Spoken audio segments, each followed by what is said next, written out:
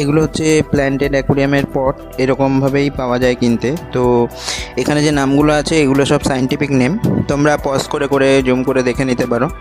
তো এই গাছগুলোই কিন্তু প্ল্যান্টেড অ্যাকুরিয়ামে, বিশেষ করে টেরেনিয়ামেও কিন্তু রাখা যায়। মানে এগুলো মোটা পাতার জন্য জলের উপরের পোর্শনেও রাখা যায়, তবে অবশ্যই ভেপার হতে হবে। ভেপার যদি না থাকে তাহলে কিন্তু গাছের পাতা শুকিয়ে যাবে।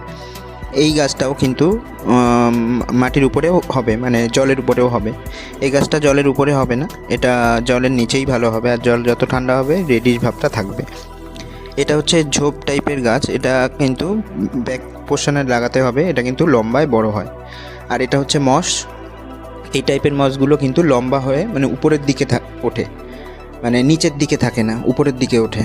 আর এই প্ল্যান্টটাও কিন্তু মানে খুবই ভালো, অনেক দিনই লাস্টিং করে। আর এই যে গাছগুলো দেখছো এগুলো হচ্ছে জলের উপরের পোর্শনের গাছ, এইগুলো দিয়েই টেরেনিয়ামটা বানাবো। তো তোমরা যারা সাবস্ক্রাইব করোনি তারা কিন্তু সাবস্ক্রাইব করে রেখো, নাহলে কিন্তু তোমরা ভিডিও তোমাদের কেমন লাগছে কমেন্ট করে জানিও।